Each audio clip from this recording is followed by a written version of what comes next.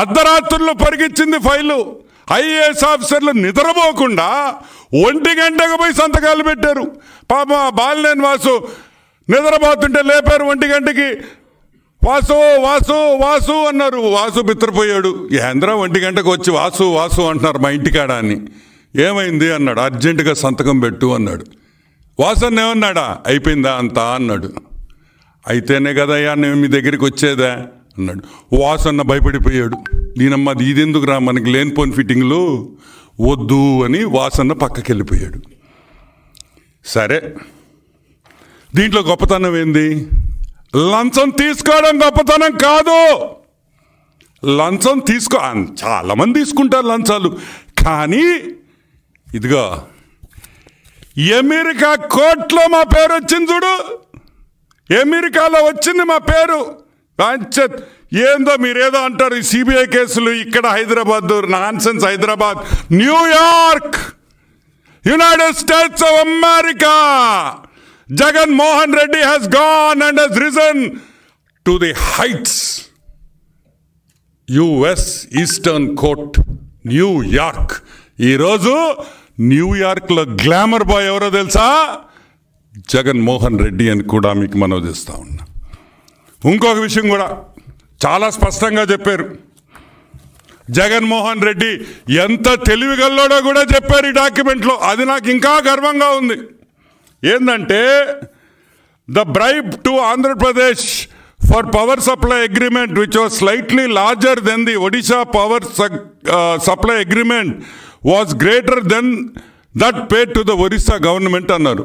అంటే ఒరిస్సా గవర్నమెంట్ అమాయకులు, వాళ్ళకి ఏం తెలియదురా. వాళ్ళకి వాడు సూట్ రావాడు మా వాడు జగను, వాళ్ళకన్నా 3 ఇంతలు తిన్నాడు రా అన్నాడు.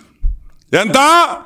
వాళ్ళకి ఇచ్చిన దానికన్నా 3 ఇంతలు తిన్నాడు రా. వాడు మామూలోడు కాదురా అని నేను చెప్పటంలా, Federal Bureau of Investigation America చెప్తుంది.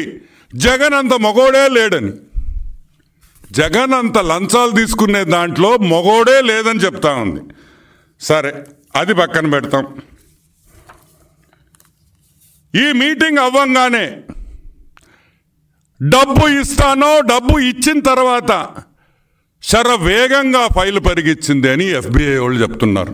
మనం చెప్పటంలా $200 మిలియన్ బ్రైబు సెట్ అయిందని రాశారు. ఎంత? 200 million. Andhra Pradesh bribe payment was approximately $2,000 million. This is as per the internal records of Adani. $200 million. Ante 1,675 crores approximately. 1,600 కోట్ల రూపాయలు జగన్మోహన్ రెడ్డికి బ్రైబ్ ముట్టిందని FBI వాళ్ళు కోర్టులో వేసిన డాక్యుమెంట్స్లో క్లియర్గా ఇచ్చేశారు. ఇది మేము ఈరోజు రిలీజ్ చేస్తున్నాం. తెలుగుదేశం పార్టీ సెంట్రల్ ఆఫీస్ నుంచి ఈ డాక్యుమెంట్ మీకు అందరికీ పంపిస్తున్నాం. చదవండి. జగన్మోహన్ రెడ్డిని ఆదరించండి, ప్రేమించండి. ఇటువంటి గజ దొంగ మన రాష్ట్రంలో ఉండడం మన అదృష్టం అని కూడా మీకు మనవి చేస్తూ ఉండ. ఈ అమెరికాలో ఇంత పెద్ద స్కాండిల్ జరగడం, ఆ స్కాండిల్లో మన మాజీ ముఖ్యమంత్రి జగన్మోహన్ రెడ్డి ఉండడం గర్వించే విషయమా కాదా అని మీకు అందరినీ నేను మనవి చేస్తూ ఉన్నా. మంచి పని చేసినా, దొంగ పని చేసినా న్యూస్లో ఉన్నాడు, సంపాదించిన వ్యక్తి జగన్మోహన్ రెడ్డి అని కూడా మీకు మనవి చేస్తూ ఉన్నా. సరే, ఈ కమిషన్ రిపోర్ట్ పక్కన పెడదాం. ఒక తెల్లగడ్డ పైన ఉన్నాడు. ఆయన రెడ్ అని పెట్టుకోడు. ఎవరా చెప్పండి? ఎంత గడ్డం పెట్టుకుంటాడు, తెల్లగడ్డం అంతా చూస్తే మహా ఋషిలాగుంటాడు. ఆయన చూడంగానే మనకి కొంచెం వైబ్రేషన్ వచ్చేస్తుంది. అంటే అంత భక్తితో ఉంటాడు ఆ క్యాండిడేట్, మా రెడ్డి గారు. కానీ రెడ్డి అని చెప్పుకోడు అతను, సిగ్గులే కొంచెం. అబ్దుల్ కలాం రెడ్డి 2019లో జూలైలో ప్రెస్ మీట్ పెట్టాడు. ఎవరెవరు ఉన్నారు ఆ ప్రెస్ మీట్లో? అబ్దుల్ కలాం రెడ్డి, శ్రీకాంత్, ఇంకొక ఆయన పేరు గుర్తు రావట్లే, ఇంకో మూడో వ్యక్తి కూడా ఉన్నాడు. వీళ్ళ ముగ్గురు ఒక ప్రెస్ మీట్ పెట్టారు. IAS officers, renowned IAS officers, నీతికి నిజాయితీకి మంచితనంకి బ్రహ్మాండమైన పేరున్న ఐఏఎస్ ఆఫీసర్స్ ఏం పెట్టారు? చంద్రబాబు నాయుడు తప్పు చేశాడు, పీపీఏ తప్పు, చంద్రబాబు నాయుడు టైంలో సిబిఎన్ గారి టైంలో చేసిన పీపీఏ తప్పు అన్నారు. అది తప్ప కాదా నేను చెప్తా అవతల. ఈరోజు ఆ ముగ్గురు పెద్ద మనుషులను అడుగుతున్నా, రండయ్యా రండి, అబ్దుల్ కలాం రెడ్డి రా, మా ఆఫీస్లోనే కూర్చో, ఈడే ప్రెస్ మీట్ పెట్టు, క్షమాపణ కోరు నాయనా, క్షమాపణ కోరు చంద్రబాబు నాయుడికి. ఈరోజు ప్రెస్ మీట్ పెట్టి నువ్వు ప్రేమించే లవర్ బాయ్, నువ్వు ప్రేమించే అభిమానించే నాయకుడు, నువ్వు ప్రేమించిన గజి దొంగ జగన్మోహన్ రెడ్డి దొంగ, దోపిడీదారి, కాన్మ్యాన్ అని చెప్పి ఇక్కడనే ప్రెస్ మీట్ పెట్టిన ఆయన మీకు అన్ని విధాలుగా మేము సౌకర్యాలు ఇస్తామని కూడా మా కలాం రెడ్డి గారికి చెప్తున్నాం. సిగ్గు ఉండాలి. ఒక ప్రెస్ మీట్ పెట్టేటప్పుడు ఒక గవర్నమెంట్ అఫీషియల్గా ఉంది, ఒక ఐఏఎస్ ఆఫీసర్గా ఉండి చంద్రబాబు నాయుడిని, సిబిఎన్ గారిని పేరు పెట్టి చెప్తావా? ఆంధ్ర రాష్ట్ర గవర్నమెంట్ జరిగిన ఒప్పందం అని చెప్తావా?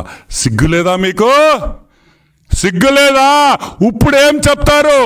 నేను చెప్పటంలా, FBI చెప్తుంది, కోర్టు చెప్తుంది, అమెరికాలో ఉండే కోర్టు.